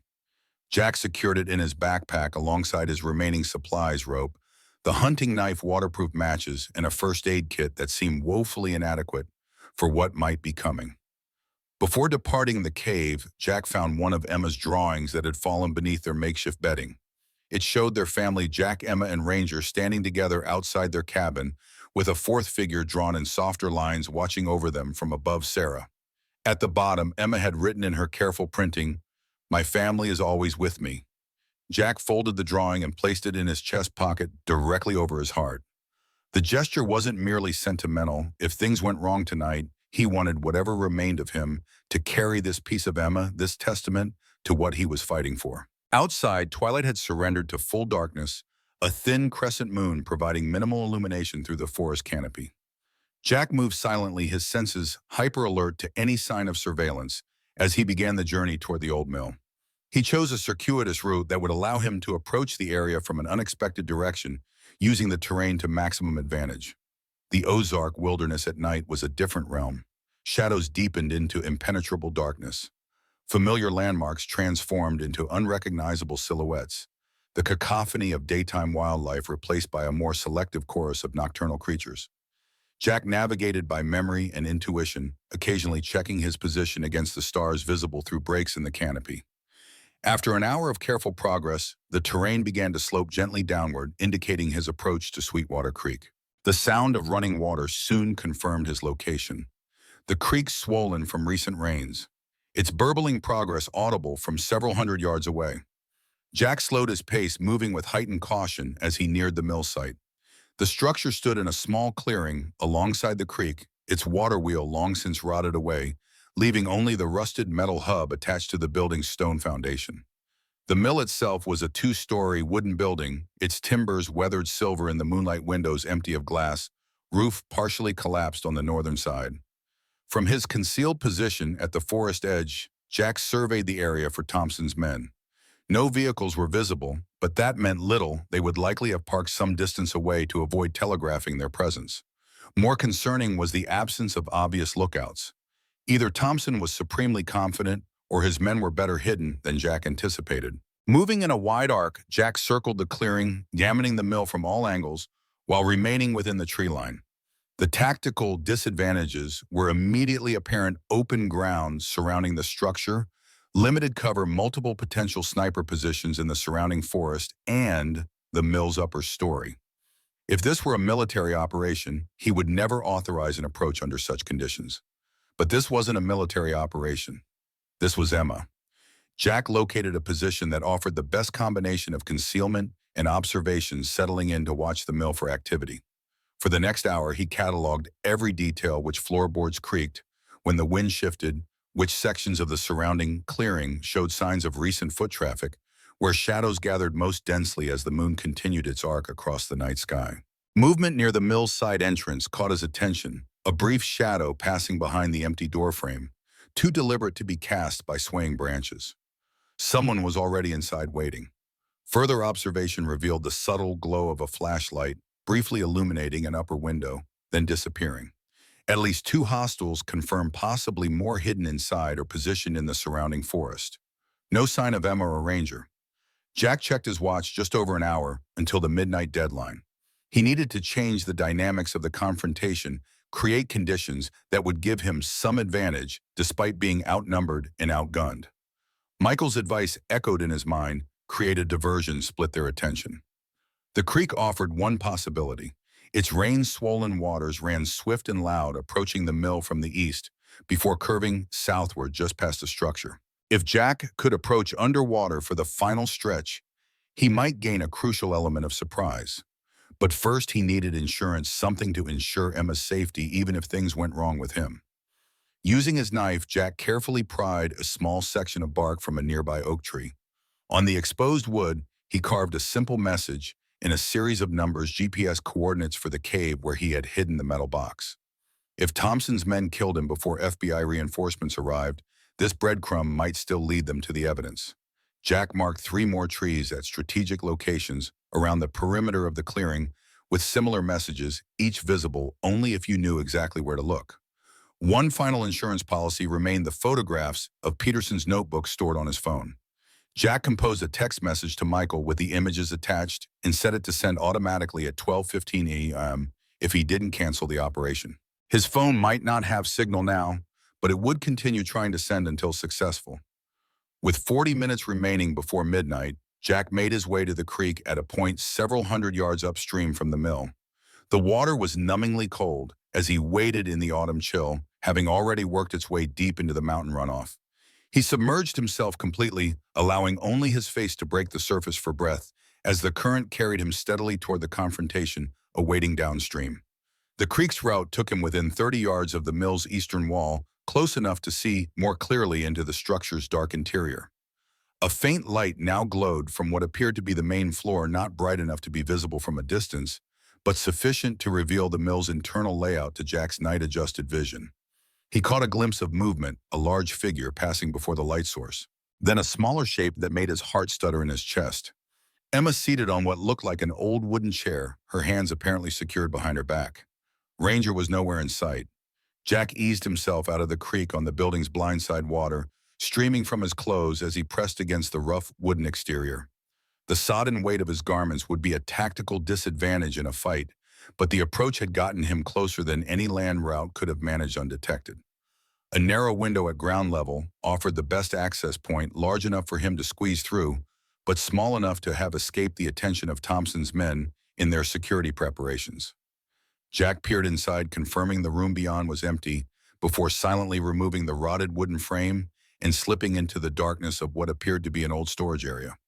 The floorboards creaked softly beneath his weight, despite his careful movements. Jack froze, listening for any reaction from above. When no response came, he continued his advance, navigating through the cluttered space toward the central part of the mill where he had glimpsed Emma. Voices drifted down from the main floor, low masculine tones punctuated by an occasional word clear enough to distinguish when he shows. The money and the tape. Finish this tonight. Jack found a narrow staircase leading upward, its wooden steps worn by decades of use and subsequent abandonment. Testing each board before committing his weight, he ascended slowly, pausing at the top to orient himself within the structure. The main floor was divided into several areas, the largest being the central milling room, where the great stone wheels would once have turned. This was where the voices originated, where Emma was being held. Jack moved closer using stacks of ancient equipment and structural pillars as cover until he could see into the space. Emma sat in a wooden chair at the center of the room, illuminated by a battery-powered lantern placed on the floor nearby. Her hands were indeed bound behind her back, and a strip of cloth had been tied across her mouth. Despite these restraints, she sat straight-backed and alert, her eyes constantly scanning the room.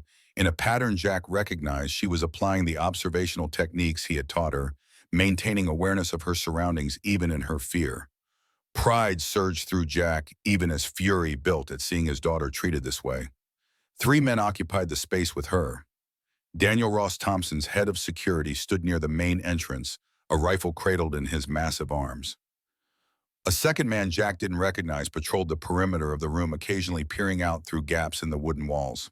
The third man, younger, with a bearing that suggested authority despite his age, had positioned himself directly behind Emma, one hand resting on the back of her chair, in a gesture both proprietary and threatening.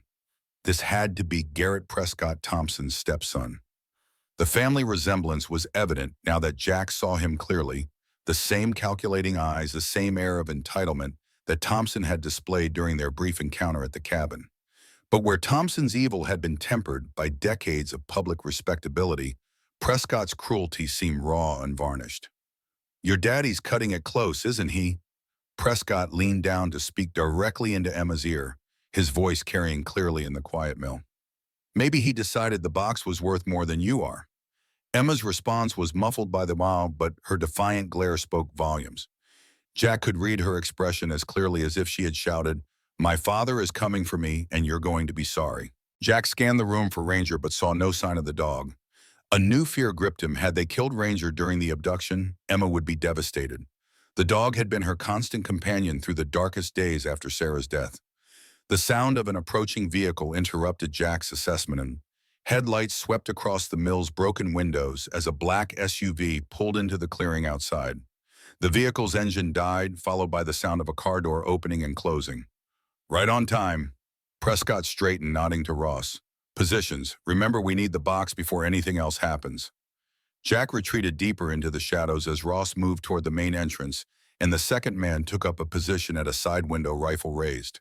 They were setting up a crossfire, expecting Jack to enter through the front door as instructed. Sheriff Bill Thompson appeared in the doorway, his silver hair gleaming in the lantern light.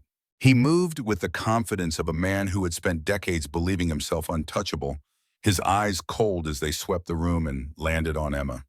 "Everything ready?" Thompson directed the question to Prescott. Without looking at him, his gaze fixed on Emma with an expression that contained not a trace of compassion for the child he was using as bait. "Just waiting for our guest." Prescott moved to stand beside his stepfather, both men now facing the entrance expectantly. Jack calculated his options, each passing second diminishing any advantage his undetected entry might have provided. 4 armed men against one with Emma caught in the middle. A frontal assault was suicide, and any exchange would leave them vulnerable once Thompson had what he wanted. Thompson checked his watch with theatrical impatience. 2 minutes to midnight. If he's smart, he'll come in alone and hand over the box. If he's very smart, he'll have left the area entirely and will need to move to Plan B. "He'll come." Prescott's certainty had an ugly edge. "You didn't see his face when I mentioned his daughter on the phone. He'll give us anything to get her back." The revelation hit Jack like physical blow. They had used his satellite phone to call Michael Chen, learning about the metal box and confirming Jack's intentions. They had been monitoring his communications, always one step ahead. With this realization came clarity. They knew about the box, but not its exact contents. They had mentioned the money in the tape, but not the notebook. They didn't know everything. And they were still expecting him to enter through the front door, unaware he was already inside. Jack reached into his pack and extracted the metal box, keeping his movements absolutely silent. He placed it on the floor, then removed his soaked jacket and wrapped it around the box, creating a bundle that approximated the right size and weight. This would be his decoy, his distraction. "1 minute, Thompson announced. "Ross, if he's not here by midnight exactly, bring the dog in. Maybe hearing it whimper will encourage Mr. Harrington to appear." So Ranger was alive, likely being held in the SUV Thompson had arrived in. Jack modified his mental map of the players, 4 men inside, possibly a fifth, with Ranger in the vehicle outside. At precisely midnight, Thompson nodded to Ross, who stepped outside briefly before returning with the Ranger on a makeshift leash. The German shepherd's fur was matted with mud, and he limped slightly, but his eyes remained alert, immediately finding Emma across the room. A low growl emerged from deep in his chest. "Quiet that animal," Thompson ordered. "Harrington, we know you're out there. You have 30 seconds to enter with the box, or we start hurting the dog. After that, it's your daughter's turn." Jack abandoned stealth for speed, moving quickly to position himself behind a stack of ancient grain sacks near the eastern wall. The positioning gave him a clear sight line to Emma, while keeping him hidden from the men at the entrance. "Time's up," Thompson called. "Ross, show him we're serious." Ross yanked harshly on Ranger's makeshift leash, then drew a hunting knife from his belt. The gleam of the blade in the lantern light was unmistakable, its purpose clear. Jack hurled the jacket-wrapped bundle through the window furthest from his position. The crash of breaking glass shattered the tense silence, drawing all eyes to the western side of the mill. The bundle landed with a convincing thud on the wooden floor, sliding to a stop near the center of the room. The box, Prescott lunged toward it, the others momentarily distracted by the unexpected delivery method. In that split second of diverted attention, Jack launched himself from his hiding place, closing the distance to Emma in 3 long strides. He swept her chair backward and away from the center of the room, placing himself between her and the armed men as he cut through her restraints with one swift movement of his knife. "Buh!" Emma's cry as the gag came loose conveyed equal parts relief and warning. Chaos erupted across the mill. Ross released Ranger to raise his rifle. Thompson shouted orders that were lost in the confusion. Prescott realized the deception, first tearing open the jacket to find it empty of anything but Jack's soaked clothing. "It's a trick. He doesn't have the box." Prescott whirled his hand, moving to the weapon at his hip. Ranger, freed from restraint, launched himself at Ross with a ferocity that belied his earlier apparent injury. The big man went down beneath the dog's attack, his rifle clattering across the wooden floor. "Run!" Jack pushed Emma toward the back stairs he had used to enter. "Down to the creek and follow it upstream. Don't stop." Emma hesitated, torn between obedience and fear for her father. "But you bossed them." "Go Ranger with Emma," Jack gave the command in Vietnamese, the language of the dog's specialized training. Ranger disengaged from Ross and darted to Emma's side, nudging her forcefully toward the exit. The girl finally obeyed, disappearing toward the stairs with Ranger at her heels. Thompson raised his pistol, aiming directly at Jack. "Where is the box, Harrington?" "Safe, along with copies of everything inside it, the money, Peterson's notebook, and the tape." Jack kept his voice steady, buying precious seconds for Emma's escape. "My friend at the FBI has it all by now." Thompson's expression revealed nothing, but Prescott's flash of alarm confirmed Jack's suspicion they had no idea what was actually in the box beyond the money. The tape and notebook were unknown variables, and that uncertainty was now working in Jack's favor. "You're bluffing." Thompson's finger tightened on the trigger. "The FBI isn't within 100 miles of here." "Maybe, maybe not." Jack shifted his weight slightly, calculating angles and distances. "But killing me guarantees they'll come. Emma can identify all of you. She's seen your faces, heard your names. She knows exactly what happened here." The second gunman, whom Jack had almost forgotten in the chaos, had circled around to cut off the route Emma and Ranger had taken. "They're gone, boss. The girl and the dog slipped out the back." Thompson's expression darkened. "Find them. Now." The momentary distraction was all Jack needed. He lunged forward, crossing the remaining distance to Thompson with explosive speed. The sheriff managed to fire once, the bullet grazing Jack's left arm in a white-hot streak of pain before Jack knocked the weapon from his hand. They crashed to the floor together, Jack using his momentum to drive Thompson backward into a supporting beam. The older man fought with unexpected strength, his face contorted with rage and desperation. 30 years, Thompson spat as they struggled. 30 years I built this life, and you destroy it in 3 days. You destroyed it when you murdered those guards." Jack drove his forearm against Thompson's throat, pinning him against the wooden beam. Prescott appeared from Jack's blind side, swinging a length of rusted pipe with lethal intent. Jack released Thompson and rolled sideways, the pipe missing his head by inches and splintering the floorboards where he had been kneeling. Ross had recovered from Ranger's attack and was now staggering to his feet, blood streaming from a vicious bite on his forearm. The second gunman had disappeared, presumably in pursuit of Emma and Ranger. The odds remained overwhelming, but at least Emma had escaped the immediate danger. Thompson retrieved his pistol, his earlier composure shattered by rage. Enough games. Where is the box, Harrington? Last chance. Hidden where you'll never find it without me. Jack assessed his dwindling options, aware that blood was now soaking the sleeve of his shirt from the bullet wound. But the FBI will. They have the coordinates. Search him, Thompson ordered, keeping his weapon trained on Jack's chest. He must have a phone, a map, something. Prescott approached cautiously, hatred burning in his eyes. Jack allowed himself to be patted down, knowing they would find his phone and the scheduled message to Michael Chen set to send in minutes. Let them waste time trying to decipher or stop it. Every minute they focused on him was another minute Emma had to get away. Got it. Prescott extracted Jack's phone from his pocket, holding it up triumphantly. Check for messages, locations, anything about the box. Thompson kept his distance, wary of another attack. While Prescott was distracted with the phone, Jack gauged the distance to the nearest window.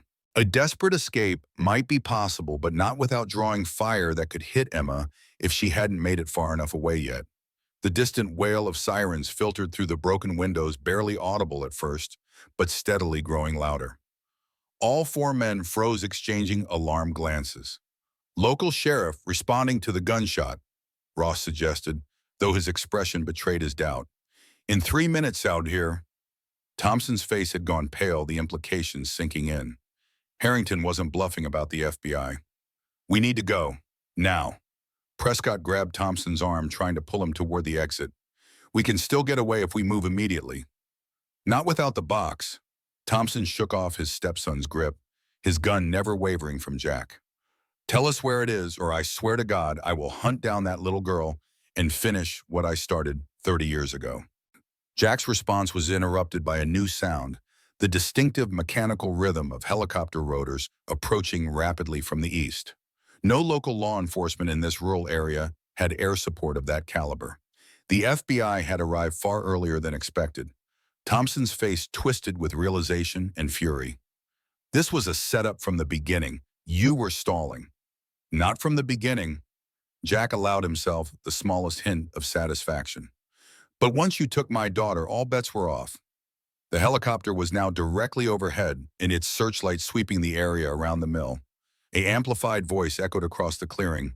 This is the FBI. The building is surrounded. Come out with your hands up. Prescott panicked, bolting for the side entrance. Ross hesitated, looking to Thompson for direction. The sheriff stood frozen, decades of carefully constructed power and respectability crumbling around him in real time. It's over, Thompson. Jack took a step toward the main entrance, hands raised to indicate his cooperation with the FBI agents, who would soon storm the building. Peterson's notebook details every meeting, every payment. The tape probably has your voice on it, and your initials are on the Zippo lighter you dropped during the murders.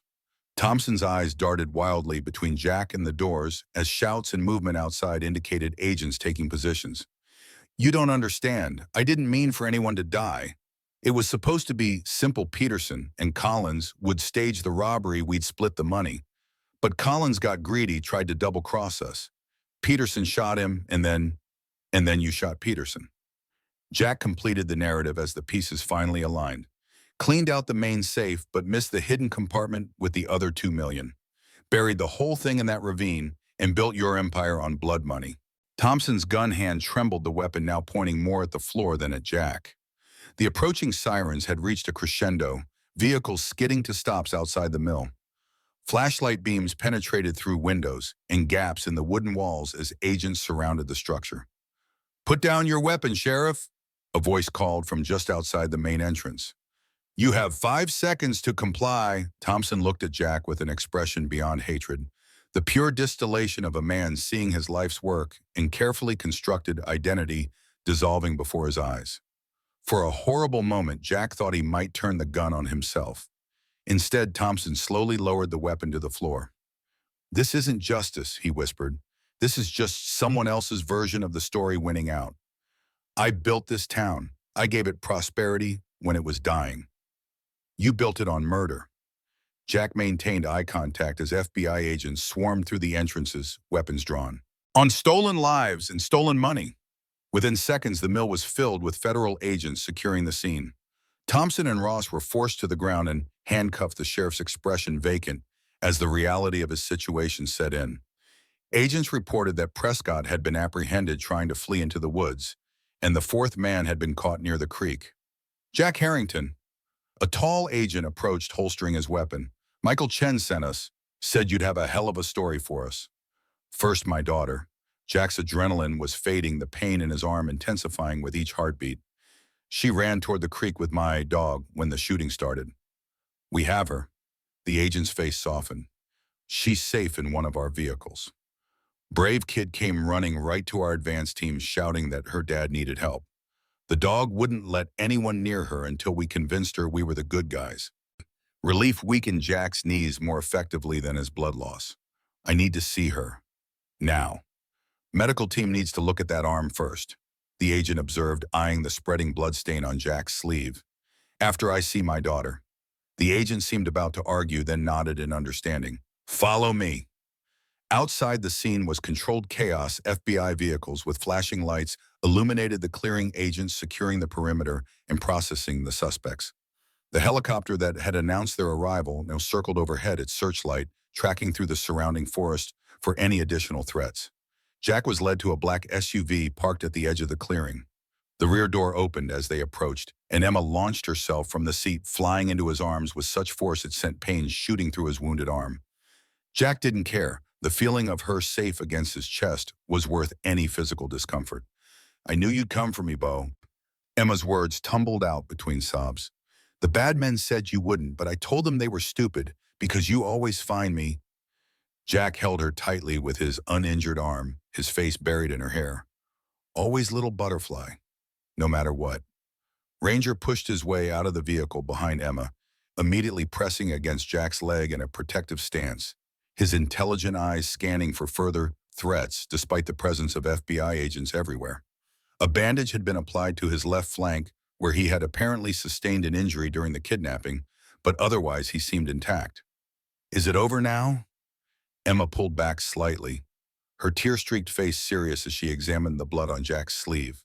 Are the bad men going away forever? Yes, it's over. Jack smoothed her tangled hair, his heart constricting at how small and vulnerable she looked, despite her remarkable courage. The FBI will make sure they can never hurt anyone again. Emma nodded solemnly, processing this information with the peculiar gravity she often displayed in moments of crisis. I wasn't scared. Well, maybe a little, but I remembered what you taught me: observe everything, look for advantages. You did perfectly. Jack led her back to the SUV, where a medical technician was waiting to examine his gunshot wound. What did you observe? The big man, Ross, he was afraid of Ranger. I could tell by how he held the leash. And the young one, Prescott, he kept checking his phone every few minutes like he was waiting for something important. And Sheriff Thompson, she paused, her expression troubled. He looked at me like I wasn't real, like I was just a thing. The insight was disturbingly accurate for an 8-year-old, another reminder of how Emma's experiences had forced her to develop perceptions beyond her years. Jack settled her beside him in the vehicle as the medic began cleaning and bandaging his wound. Those are excellent observations. You might make a better special forces operator than me someday. Emma's face brightened at the praise, though exhaustion was rapidly overtaking her adrenaline. She leaned against Jack's side, her small body gradually relaxing as the immediate danger receded. The tall FBI agent who had escorted Jack reappeared at the SUV's open door. We've secured the suspects and are expanding our search perimeter. Thompson isn't talking yet, but his stepson's already trying to cut a deal. Now about this metal box. It's hidden in a cave system about 3 miles northeast of here. Jack provided the exact coordinates. You'll find approximately $2 million in cash, a notebook detailing the conspiracy, and a micro-cassette tape that likely contains incriminating conversations. I haven't been able to listen to the tape yet. That's quite a haul. The agent looked impressed.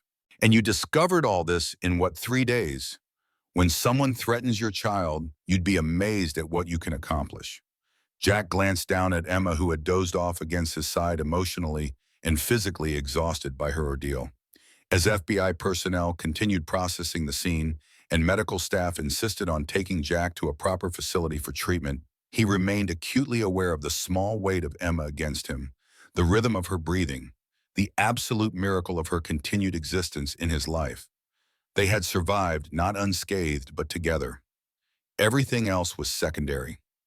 Dawn was breaking when they finally departed the mill site, Emma still sleeping, as they transferred to an ambulance for the journey to the nearest hospital.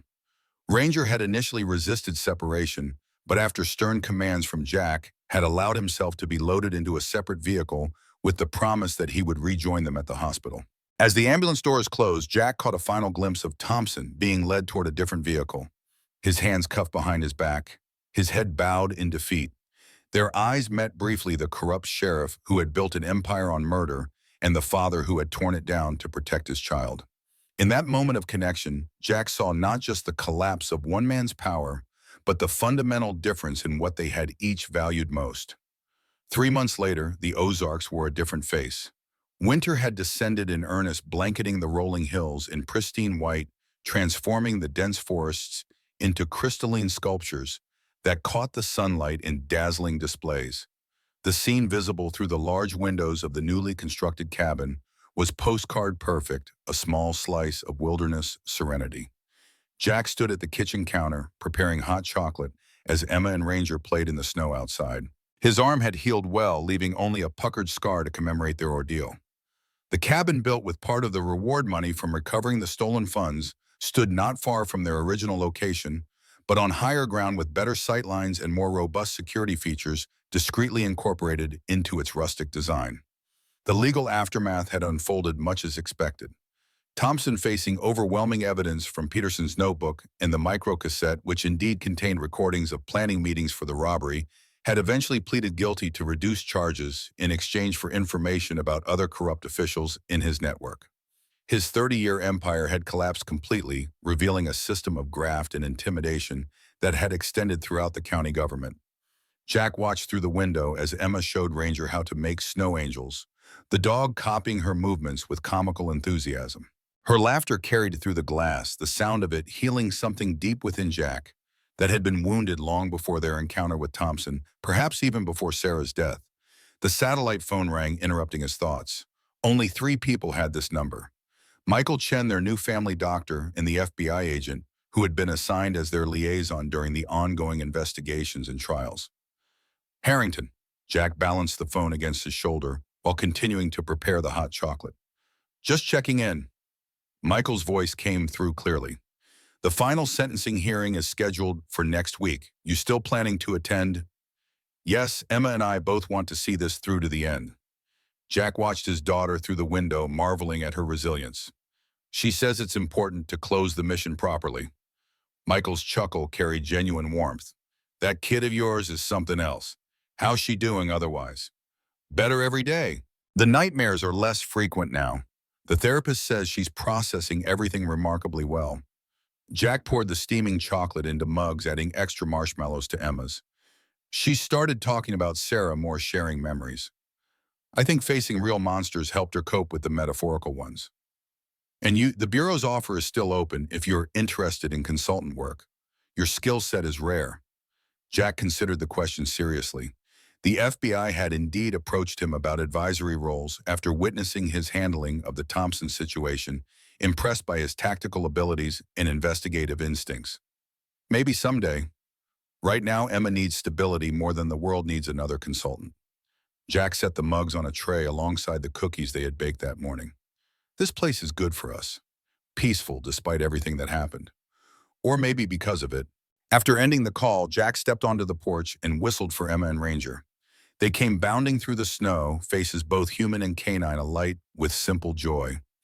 Emma climbed the steps, cheeks flushed from cold and exertion. Did you make hot chocolate with the little marshmallows? Extra marshmallows, just how you like it. Jack held the door open as Ranger shook snow from his coat before following them inside. Get those wet boots off and warm up. As they settled in front of the fireplace, Ranger stretched out contentedly on the hearth rug, while Emma cupped her mug in both hands, savoring the warmth and ornament sweetness. The ordinary domesticity of the moment struck Jack with unexpected force This simple scene of comfort and security had been hard-won, nearly lost, and was all the more precious for the battle it had required. Emma glanced up, catching his expression. "What are you thinking about, Beau?" "Just that I'm proud of you." Jack reached out to smooth a strand of hair from her face, a gesture that had become more frequent since their ordeal. "Prouder than I could ever explain. Because we beat the bad guys." Emma's perception remained razor-sharp, missing nothing. "That's part of it, but mostly because of who you are, brave and kind, and so very strong." Jack's voice softened with emotion he no longer tried to conceal from her. "Your mom would be amazed to see the person you're becoming." Emma's smile held a hint of sadness, but no longer the raw grief that had once accompanied any mention of Sarah. "I think she sees us. That's what I told Sheriff Thompson when he had me tied up in that old mill. Said my whole family was watching him, even the parts he couldn't see." The statement caught Jack off guard, both for its profound insight and for the revelation that Emma had directly confronted Thompson during her captivity. "You told him that?" Emma nodded, taking a sip of her hot chocolate. "He got really mad, said I was just a stupid kid. But I knew I wasn't stupid. I knew you were coming for me, and I knew Mom was watching over us." She paused, considering her next words carefully. "Is that okay? To think Mom can still see us sometimes?" "More than okay." Jack pulled her close against his side, her small body fitting perfectly into the curve of his arm. "It's exactly what I believe too." Outside, fresh snow began to fall, adding new layers to the pristine blanket covering their corner of the Ozarks. Inside, warmth and security wrapped around them as tangibly as the blankets Emma had carefully arranged on the couch. Whatever challenges tomorrow might bring today, they were together whole in the ways that mattered most. Two survivors, three counting Ranger, who had faced darkness and emerged into light, carrying their wounds not as burdens, but as badges of a battle honorably fought and decisively won.